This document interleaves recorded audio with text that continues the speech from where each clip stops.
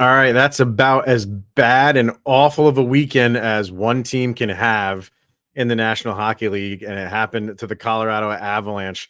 2 losses, both in epic fashion, and you have to ask yourself, what good do you feel going in to these playoffs? A lot to get to on today's episode of Locked On Avalanche coming at you.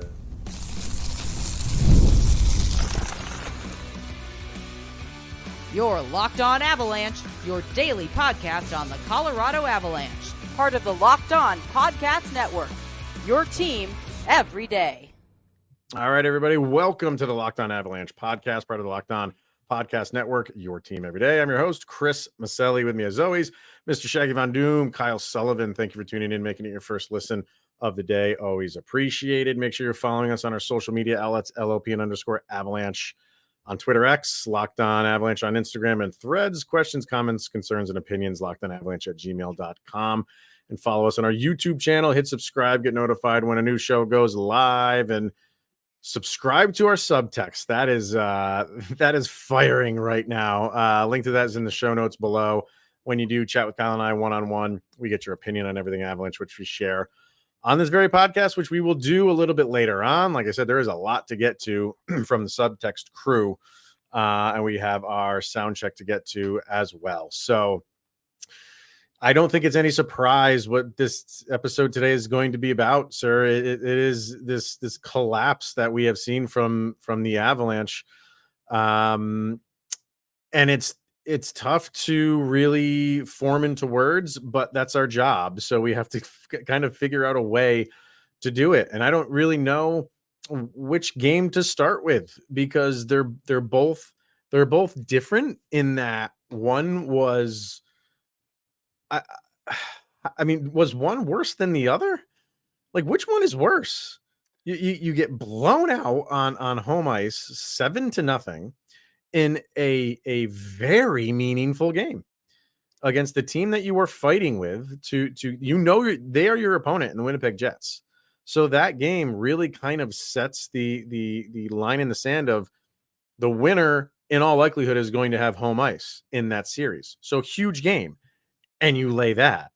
And then you play the very next day and you want to have a bounce back game. And for 40 minutes you did. And then it just completely fell apart and you could not stop the bleeding. And you lose in overtime to Vegas 4-3. And this is not a game where you're like, well, at least we got it. At least we got a point in overtime.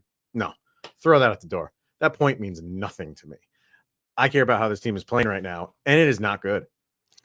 See, this is one of those galaxy brain moves that Chris McFarland and Jared Bednar have pulled.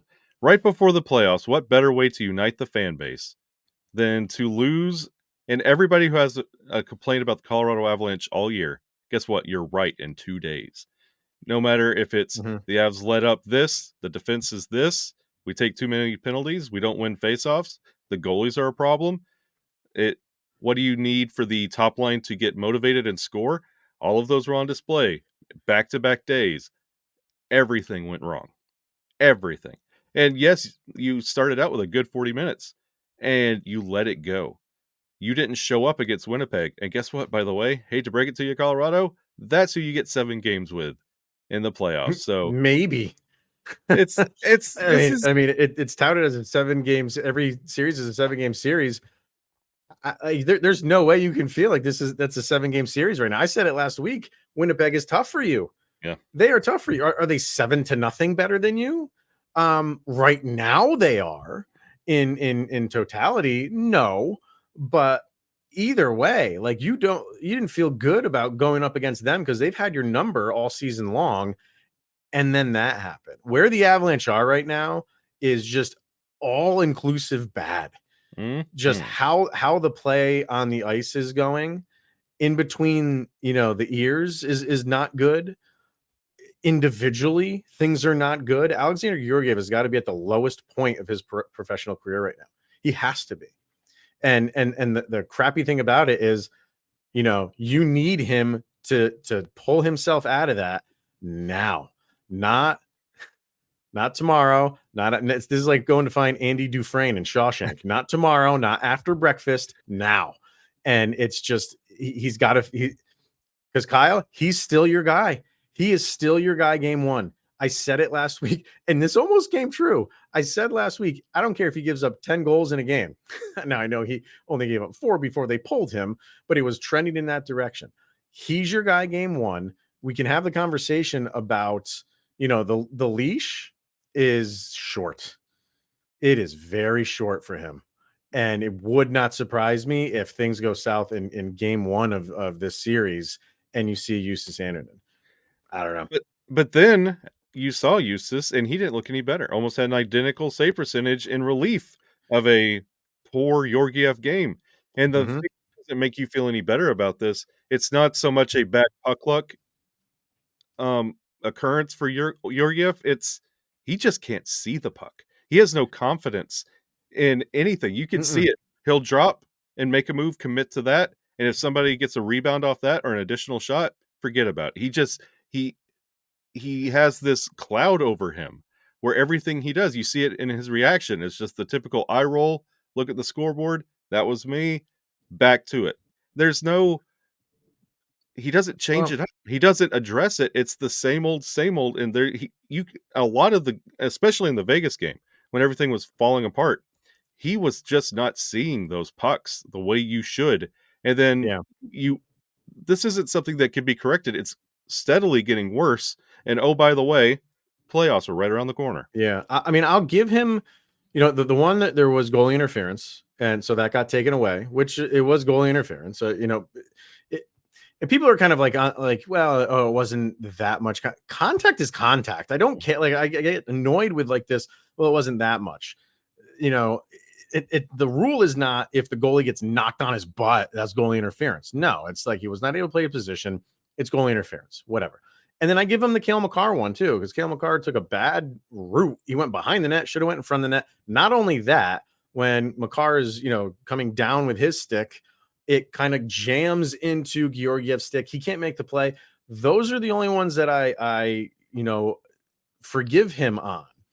The other ones, like you said, man, like make a stop, dude. We need you to make a stop here every once in a while. And that is I am not, and the everydayers who have been listening all season long know, I'm not the guy who jumps on and off the bandwagon in November, December, game 35, game 42. I don't do that. We are at game 81. Now I can take a bird's eye view and say, yes, and especially lately, these last few games for him have been horrible. What's the total now? I mean, it was what, 12 goals in 2 or 3 games. Now you can tack on all these other goals. So it's clearly not working for him.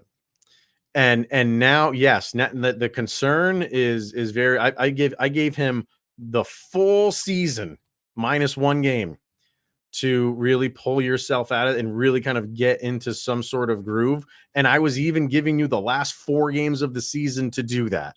And if you did, you go into the playoffs saying like, hey, that's all you need is to ride a 4-game positive game streak for you. And you can carry that into the regular season. Now, you guess what, Kyle? We got 4 days that we have to dwell on this stuff before your next game. It's not good. And see, the thing is with Georgiev, you can't be making these whole long excuses for how a shot should come into your goalie for him to make a save. You're a goalie, to steal life from Steve Dangle, tend your net. Like, you got to tend the goal. You got to be there for those. Like, you can't have a perfect shot all the time. You have to be prepared for those moments where something goes wrong.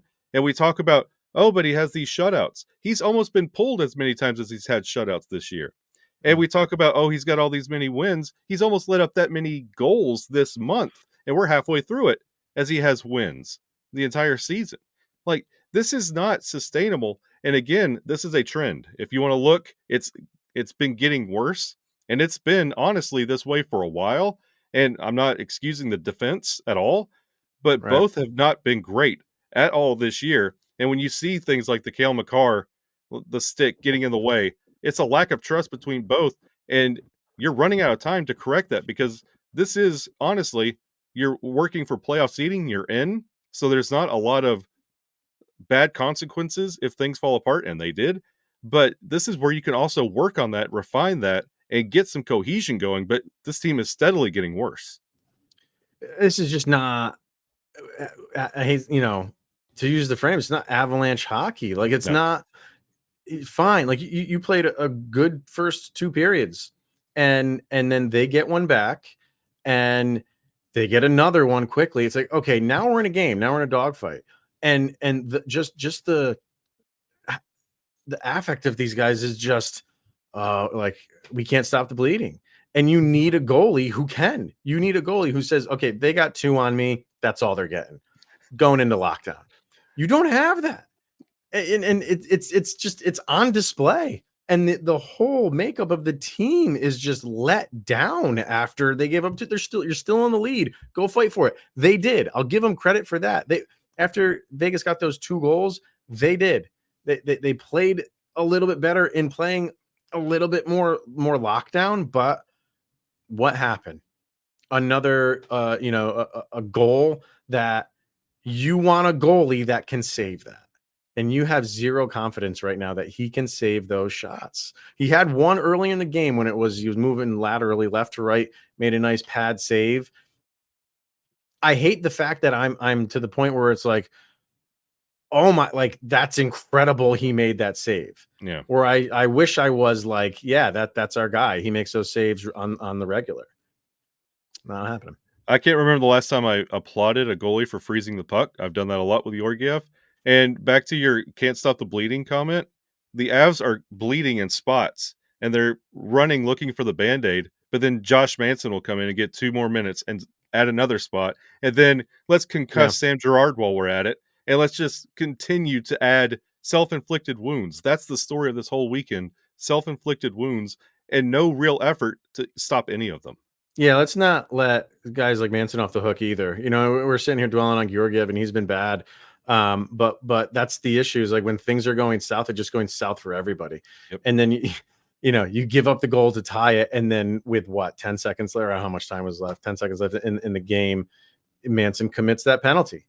And I get it, it's a reactionary thing where the puck is there, you want to go make that move, but you got to have your head on. Got to have your head on straight. And there's so many moments where it's falling apart, and that's where you turn to guys like Nathan McKinnon to just take the game back, and Mikko Rantanen to take the game back, and Kale, all the regular, the usual suspects. And when it was getting out of hand, you just can't do anything about it, and you don't have the goalie to shut the door when everybody else is kind of working their tail off. Yeah, they got to do something with momentum. They've got to do something with momentum. Mm-hmm. And they have to do something with it. I mean, I think this is what you're saying of when you have it and it goes the other way, fight like hell to get it back. Yep. Do what you have to do to get it back. But it's like once the Avalanche lose it, it's gone. Yep. It's gone, and they can't figure out a way to get it back. All right, more to get to with this game. Kyle's got some stats he wants to throw out, and I'm seeing a lot of people doing this, looking back to yesteryear of things that happened in the past and why that means absolutely nothing. So we'll get to all of that coming up next. First, let's hear from eBay Motors. Passion, drive, and patience. The formula for winning championships is also what keeps your ride or die alive. eBay Motors is everything you need to maintain your vehicle and level it up to peak performance. Superchargers, roof racks, exhaust kits, LED headlights, and more. Whether you're into speed, power, style, which we call, what is it, Mr. Sullivan? Nathan McKinnon trilogy, question mark? eBay Motors has got you covered with over 122 million parts for your number one ride or die. You'll always find exactly what you're looking for. And with eBay Guaranteed Fit, your part is guaranteed to fit your ride every time or your money back. Because with eBay Motors, you're burning rubber and not cash. With all of the parts you need at the prices you want, it's easy to make your car the MVP and bring home huge wins. So keep your ride or die alive at ebaymotors.com. Eligible items only. Exclusions apply, and eBay Guaranteed Fit is only available to U.S. customers. All right, so let's continue with this train wreck and some things that you wanted to bring up here. Is this this year's stuff or current stuff or compared to last year? What is all This is all currently how the Avs sit this year, and honestly, the year in total. We're at game 81. This is a good indicator of how the right has gone and where they're currently sitting. Okay, And Georgiev, he's allowed 4+ goals, 40% of his games. okay. The Avs have let up 251 goals, which is good Mhm. for 15th in the league, and they have an average of 3.10 let up a game, which is good for 17th in the league. Middle of the road. Okay. The Avs have scored 297 goals. That's first in the league. That's awesome. Outscoring their problems. That's an average of 3.67. That's also good for first. Okay. Here's a good one for you. Mhm. The Avs, when they lead after 1, they have 23 wins on the year. After leading 2, they have 30. So there's okay. 53 wins right there. Yeah. The wins when they are trailing, when they are the first team trailing, Yeah. they have 20 wins. That's third in the league. That is a winning percentage of .541, good for second in the league. So that's when after they give up the first goal or something, or just Yep. when they're down? When they When give they're up down, the okay. first goal, they are third in the league of comeback wins. Okay. The Avs, this is the Locked On Avalanche favorite stat, and this is why. Mhm. They have taken 4,736 faceoffs so far this year. That's third in the league. They have won 48.1% of those faceoffs. That's good for 23rd in the league. Okay. Right. And So when you look at this Vegas game, Mhm. it was 68-31. You want to control momentum? Win a Control faceoff. face-off. And, a lot of those numbers that you threw out there are not bad stats. No, Like you're scoring goals, like, but it's boom or bust. And exactly. that's over the course of obviously the duration of the season. We got one game left. So yeah, that you're locked into those numbers right now. But it's how you're playing right now. Like I'm not taking the, we're scoring this many goals and bringing that into the playoffs. Like, sure, that's nice over the course of a season. You cannot outscore your problems in the playoffs continually and expect to win games and expect to win series and expect to go deep into the playoffs. You can't do that. You have to have a goalie show up. You do. You know what I mean? The set, what was the game 2 in the Stanley Cup final against Tampa? Was 7 was it 7-0 or 7-2? I mean, I they think it scored was 7 goals. yeah. Whatever. They 7-1, dismantled them. 7-2. Yeah. And that's against, one of the best goalies in the league. You knew that's not going to happen all of the time. That's what the Avalanche are hoping for these playoffs. They are hoping to outscore the opponent by a wide margin to win these games. And I'm sorry, that doesn't give me confidence. No. It doesn't, because you need a goalie to steal a game for you multiple times in the playoffs. When is the last time we've said that about Georgiev, that he stole us a game? And that's the thing. I threw out all those stats. Look at where the Avs are sitting. They're sitting bouncing around that second, third. They were fighting for the first in the Central. Like they were riding the outscore your opponent. That was their motive of operation. Like this is what you want. And for the Avs to lose back-to-back games in 2 different disciplines, completely blown out, and then let the game go away. How do you outscore your opponent? You were outscoring your opponent in the Vegas game. And you were trailing in that Winnipeg game. The stats say you should win this game. You didn't. Yeah. What do? The Avs didn't have an answer. And the comment I see from like Cogliano and Bednar, they checked harder. That's okay. That happens, but that's not how you won games all year. You outscore. You there's another gear. And why now can they not find the gear? Do you know how many shots on goal they had in the third period? Don't look. The Avalanche? Yeah. I know. No. Do you want to take a wild guess? I mean, 6. Oi. 2 shots on goal. So when we're talking about momentum, and we're talking about needed to when one team grabs it, you need to grab it back. You got to plug the holes. You got to stop the bleeding. You need to come up with a save. Whatever you want to, whatever phrase you want to throw out there and put it on the wall. They did none of them in the third period, and none of them at all the entire game against Winnipeg. How do you have 2 shots on goal when you know they are a team that's going to come out on their home ice? They're down 3-0. You've really stuck it to them for 2 periods, and you're not either prepared for it, or you're once it happens, you can't get back to your brand of hockey and impose your will and get back and put things back in your court. And just on Saturday, they held Winnipeg to 4 shots in that third period. How do you not continue? That means nothing to Winnipeg's doing nothing. What is Winnipeg going to do? They're up 7-0 after 2. They're just gonna ride this out, or whatever it was after. Was it? But you can do it. You can do it, and you've done it before many times this year. When it's do or die, and points are on the line, and seeding, and why? What other motivation do you need to hold on? So I said before, like you're seeing the one thing you're seeing a lot of is people going back to the year they won the cup most recently, 21-22, saying, well, the way that they ended the season that year, the last 7 games, I got their whole schedule up here during that. So they 1, 2, 3, 4. So they lost 4 in a row. Then they won 1 against St. Louis, and then they lost the last 2.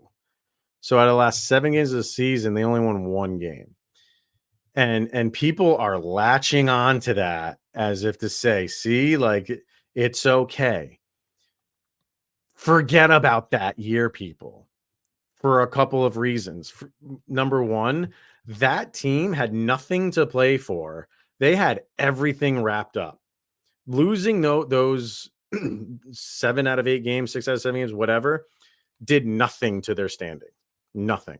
They were in first place. They had everything locked up. They were going through I think that's when they brought Ben Myers in or something like that for a game or 2. They were just, let's just coast. Let's just go into the playoffs healthy. This is completely different. You are fighting for stuff. You are playing for stuff. You are fighting for seeding. You are fighting for home ice advantage. And this is how you're playing? Doesn't match up. These 2 things are not the same. And third, I know it was only a couple years ago. There's not a lot of guys left from that team on this team. Exactly. So you can't go and say, hey, guys, remember what we did a couple years ago? Like 4 guys raised their hand because that's all that's left. It has nothing to do. And I'm even seeing people go back to the 95, 96 Cup season saying, well, which is just bananas stupid. Yeah. Stop. The past means nothing to this team right here and now. Can they do it? I've been watching sports for a long time. I've seen crazier things happen, but you cannot feel confident in how this Avalanche team is playing right now, heading into the playoffs. I'm still going to root for them, like I always do, but I'm tempering my expectations at this point. And that is a sad fact to say as an Avalanche fan, because I haven't felt it. I've been feeling really good going into the playoffs the past handful of seasons. I haven't felt the way I feel now going into a playoff. I can't tell you when, man. It's been a long they haven't been struggling this bad heading into a playoff since I can't remember when. Maybe the last time I felt this way is when they just, the year after the dumpster fire season, when they just got in, fantastic game against St. Louis, and they just got in. By then you're playing with house money. And you weren't expected to do much into the playoffs. You were literally just happy to be there. And they did well. They went up against Nashville. They gave Nashville a pretty good fight, took them to 6 games, but Nashville was one of the best teams that year. You live with that. The team is expected to compete. They're not. Flat out, they're not. And the team you're most likely going to match up with in the playoffs has beat you every game you played. Got your number. They got your number. All right. Let's get to some subtext, not questions, comments, and we have our sound check, which is not going to be a good one. So we'll do that coming up next. All right, let's hear from Sleeper, and we always take this time, or Kyle takes the time to try to find a daily fantasy app that is better than Sleeper. Anything yet? I'm not feeling good about it, Kyle. No. Nothing Not in a the single squishy thing. puck. No, Nope. can't find it. Why? Because Sleeper is the #1 official daily fantasy app of the Locked On NHL Network, and it's our #1 choice for daily fantasy sports, and especially daily fantasy hockey. Because with Sleeper, you can win 100 times your cash in daily fantasy hockey contests. We have to wait a while, sir, until game number 82, which is on Thursday. Who could it be? Who could end this season against Edmonton as a sleeper for daily fantasy sports? Oh, in 21-22, you had Nas. Never mind. This is going to be Ross Colton. It's going to be Ross Colton? Yeah. See, I'm going to go with the Zamboni driver. If somehow you can bet him. I don't know. But Can we bring Bernie? Yeah, there you go.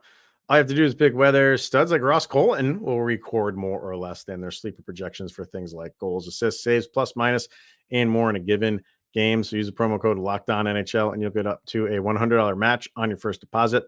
Terms and conditions apply. That code is LOCKEDONNHL. See Sleeper terms of use for details and locational availability. All right, let's get to our subtext people. And if you want to be one of these people on our subtext line, like I said, the link to that is in the show notes. Sign up for that, and then tell us whatever is on your mind, Avalanche related, good, bad, or indifferent. In the words of Fraser Crane, I'm listening. Yeah, exactly.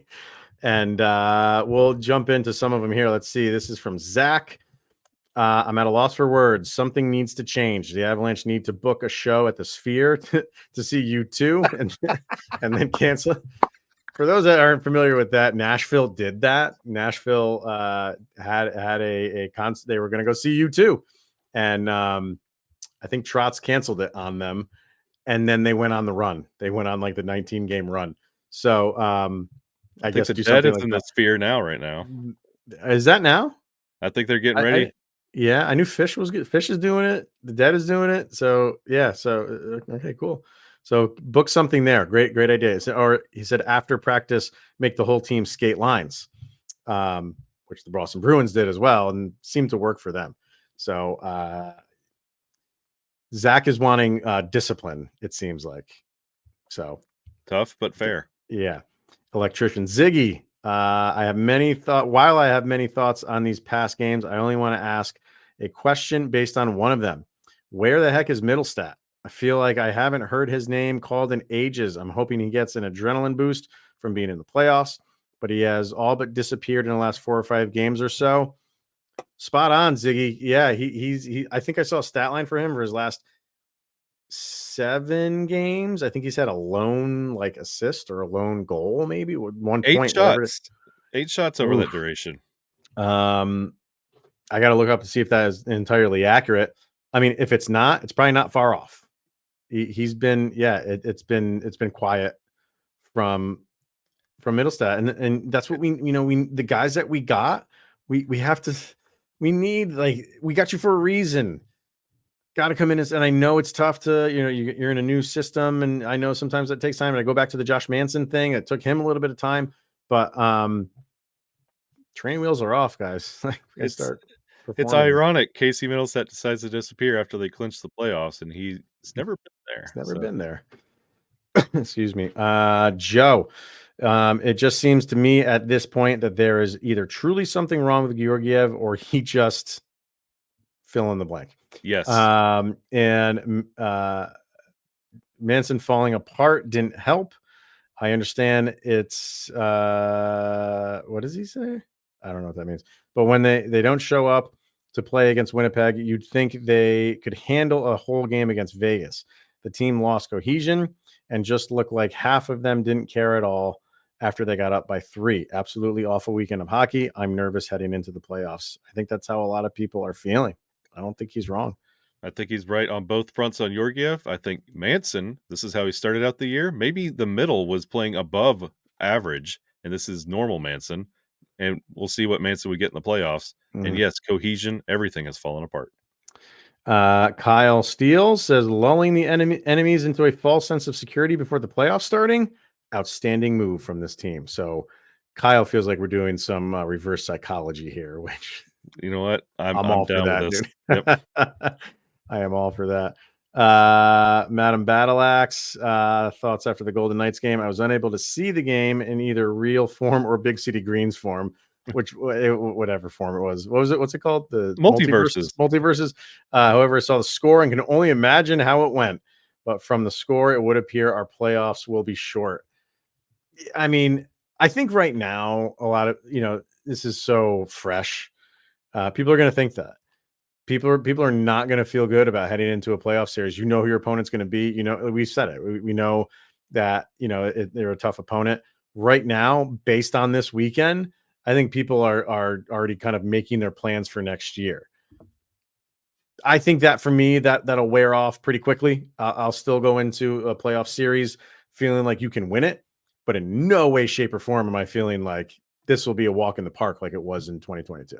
No, this would be a different story if this is a loss against San Jose and maybe Anaheim, but this is two playoff teams, and this is how you perform, not what you want to see. Yeah. It is going to be a battle. Mark says, today's my oldest daughter's 17th birthday, so happy birthday, daughter. Therefore, I missed the third. Oh, man. Happy birthday. Yeah. Which seems like a period that holds the clues to what's going on. I'm an optimistic guy. I'm holding fast to my belief that they've got their heads and mental game in next week's matchup. Shake it all out now. That's what I say. I'm about to watch the third now and see how they collapsed. I probably can't stop you from doing that now, Mark, because you're not going to like it. But see, that's the other side of it. The other side of it is the optimistic side of like, hey, like, they're professionals. Can't sulk too long. Pull yourself up by the bootstraps mentality and go to work. Yeah. All of this is just what's happening in the here and now.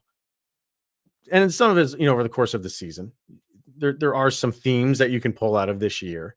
There are winning streaks that you have gone on. So it can happen. That's what, the positive side of it is go on a winning streak. Go on a winning streak and you can make some dents. But again, you just feel like you're not fooling anybody right now. Well, Mark, like, just to his point, being an optimist, like when the playoffs start, everybody's 0-0. You start from there. Full roster, you go. Everything, you put the regular season behind. And it's going to be really easy to put the end of this regular season behind. You just focus on the playoffs and go from there, but you don't want any carryover. Yeah. New subtexter, Avs fan forever. Absolutely unacceptable to have lost a game we dominated the first two periods of, especially after dropping one to the Jets. I'm reminded of Casey at the bat, counting your hits before they're pitched. Hey, all right. Yeah. I'm completely down with that. And it could be a little bit of looking ahead and a little bit too optimistic, but don't worry. They have McDavid up next. That'll be fine. Maybe. He hasn't played the past few games. He's probably going to sit it out. If their seeding is locked, he's probably not going to play. So, Easton, I mean, at this point, I just hope they show up game one. If they don't, we know how the series will go. Mm-hmm. And, I don't want to get too far ahead of myself, but man, if you have 2 years in a row of first round exits, heads will roll. Heads will roll, sir. There will not be a happy fan base. There will not be a happy front office. You have to wonder what changes are in store if that's the case. Depends on what team shows up in the playoffs. Yeah. Yeah. Vargar, my thoughts are short and anything but sweet. I have no faith in either Avs goalie at this point. I doubt the mystique around Eustace could carry the team in the clutch. Georgiev can't backstop a cup. Middlestat isn't impressing me at 2C. I doubt he shows up in the playoffs. Don't go right there. Don't say I doubt he shows up in the playoffs. We don't know. So again, I understand the frustration. I understand the jumping to that conclusion, but let's let it play out before and then say like, yeah, I was right or I was wrong. Well, I feel you there, Vargar. I know he's not the quality you want to backstop this team to a cup, especially when right now it doesn't look like he could be a backstop if the goal was the size of a cup. And finally, Tanya, can we just skip to next season? I'm over it. I'm so beyond frustrated with this team this year. It's infuriating how good they are, and yet I'm just over it. I can guarantee you so many Avalanche fans are feeling that frustration Tanya is right now. At least we had the Pioneers. That kept us occupied. There you go. Let it, it's feel this way for 24 hours, even 48 hours, because you have no game until Thursday. But when the playoffs come around, back the team, back them up, give them all your love and devotion and rooting interest, like show it. And then, if it doesn't go the way we want it to go, then that's when we have an off season full of, venting that we can get to. Don't throw in the towel just yet. Anything is possible. Sports are crazy. Nothing is set in stone. So, and support your local goalie, whoever it is, whenever it is, however it is. Everybody's calling for the guy from Denver to be signed. I he's not, so he's not that far up the road. You can't play him this year, but why not? Why not sign him? All right, last thing to get to, that's our sound check. Kyle and I pick one song each that best describes the most recent game or the weekend of games if you wanted to. And we put these songs up on a playlist over on Spotify. Just search LOA Soundcheck. This is volume number 3. What do you got, sir, for this disaster of a weekend? This is a song from a star of a Scooby-Doo movie. Country music artist Jerry Reed. Okay. This song is called Eastbound and Down. You just hey, Avalanche, this on here before. Yeah. You just gotta put the hammer down, give them hell.